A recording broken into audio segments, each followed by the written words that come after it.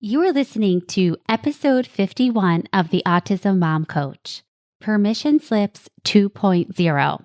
In last week's episode, we talked about how it is up to us to give ourselves permission to do things to take care of ourselves.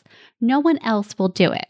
The 2.0 version of permission slips, though, is to give ourselves permission to take time for ourselves and to actually enjoy that time without guilting ourselves about taking it in the first place. Stay tuned to learn how. Welcome to the Autism Mom Coach, a podcast for moms who feel overwhelmed, afraid, and sometimes powerless as they raise their child with autism. My name is Lisa Candera. I'm a certified life coach, lawyer, and most importantly, I'm a full-time single mom to a teenage boy with autism. In this podcast, I'll show you how to transform your relationship with autism and special needs parenting. You'll learn how to shift away from being a victim of your circumstances to being the hero of the story you get to write. Let's get started. Hello, everyone, and welcome to this week's episode of the podcast. I hope that you are doing well. So today we are going to talk about permission slips, the 2.0 version. But first, I wanted to give a shout out to my client, Amanda, who was the inspiration for these two episodes. And specifically, we were coaching one day and she came to the coaching call looking just a little bit stressed. And the thing she was stressed about was that she didn't have anything on her to-do list. Amanda is a very busy mom of two kids, one with special needs, but she's also a business owner, a nonprofit founder, and lots of other things to add to that. So she always has a pretty busy to-do list.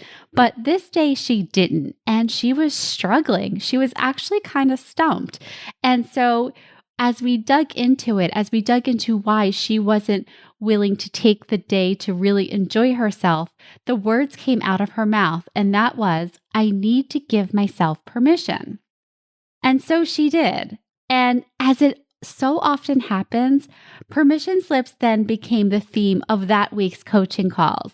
Other clients were struggling with the same exact issue, so I encouraged them to do what Amanda did and give themselves permission. And here's what happened. They either gave themselves permission to do the thing they wanted to do and felt miserable about it the whole time because they were telling themselves that they should be with their child, or they resisted giving themselves permission to do it in the first place because, again, they told themselves, I should be with my child. So I want to walk you through these two examples and the coaching that I gave. Client one recently gave herself permission to skip attending her child's Thursday night swim lesson so that she could go to a fitness class or meet friends out for dinner. She told herself that this was okay since she attended almost all of her child's therapies and extracurricular activities, and that it would be nice for her child and her husband to have this time together. So far, so good. The problem? She struggled to enjoy the time that she had created for herself because while she was on the yoga mat or out to dinner with friends, she was pestered with the thought, I should be with my child. This thought nagged at her to the point where she questioned whether having time to herself was even worth it. Client number two is a special education teacher. She wakes up, readies her two children for school, including her child with autism, and then she goes to work and spends the next 7 hours supporting children with challenging behaviors. Gets in her car to go home, travels in rush hour traffic, walks in the door, and boom, she is on again. So we talked about how she could find 10 minutes for herself before walking in the door so that she could help herself transition from work to home.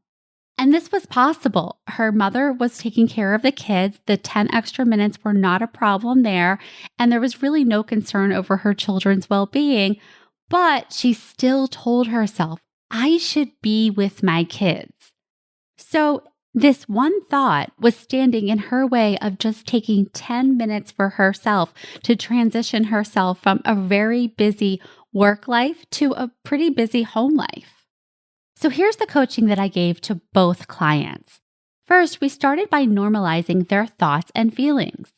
It is not unusual at all for mothers, especially working mothers, to believe that we should be all things and feel all of the guilt when we are not with our children. It is not because we have done anything wrong or that we're not entitled to time. It is because we live in a society that glorifies the mom on the edge of a nervous breakdown over the mother who makes time for herself. So it is no accident that you think that it's your responsibility to devote yourself completely to your child, even at your own expense. In fact, it's quite normal. Not because it's the truth of the universe, but because it's in the air that we breathe. Second, we talked about decisions ahead of time. If the thought, I should always be with my child or I need to be with my child is one that you regularly have and you anticipate that you will have it when you take time for yourself, you don't have to wait to be on the yoga mat or out to dinner to decide ahead of time how you want to think on purpose about your decision to make time for yourself. The thought, I should always be with my kid, is just that. It's a thought. It means it's optional. You don't have to think it. You can question that thought. Is that really true? Is that how you want to operate, that you should always be with your kid? I mean, think about that. I should always be with my child. Whenever I have a waking minute and I'm not doing something else, I should be with my child. What's the evidence for why that's not true at all? How is that really helpful to you or your child? Could there be another way? Is it possible, even possible, that 10 minutes for you is just fine?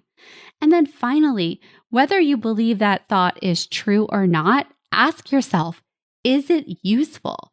Is it helping you to take the time that you need to regulate yourself and to transition yourself so that you can show up for your child in the best way possible? Or is it weighing you down with guilt and leaving you drained and feeling burnt out? Finally, and most importantly, you can decide ahead of time about any decision that you make to have your own back. We always get to decide how we are going to treat ourselves about the decisions we make. We can decide to support ourselves or second guess ourselves with I told you so's, or maybe that was the wrong decision. The former helps us build a relationship of trust with ourselves, and the latter always has us second guessing ourselves and fearing our own reprimands. We always get to choose. Even if you make a decision that you would not make a second time, you still get to decide how you treat yourself about that. And that includes the decisions that you make to take time for yourself. You get to decide ahead of time how you want to think about that decision and to have your own back. So when the default thoughts come up of, I should be with my child, instead of giving into them, instead of thinking, oh, it must be true, it's the truth of the universe, you can decide how you want to relate to those thoughts before they even happen so that when they do, it's not really a big deal. And that way, you can enjoy the precious few moments that you actually do make for yourself so that when you do return to your child, you're feeling maybe a little bit more refreshed, a little less on edge. And that all matters a lot. So there you have it. Permission Slips 2.0. It's not just making and taking the time for yourself. It is deciding how you are going to treat yourself and how you're going to allow yourself to enjoy the time that you do have so that you can refresh and replenish yourself. That's it for this week. I will talk to you next week. Thanks for listening to the Autism Mom Coach. If you want more information or the show notes and resources from the podcast, visit theautismmomcoach.com. See you next week.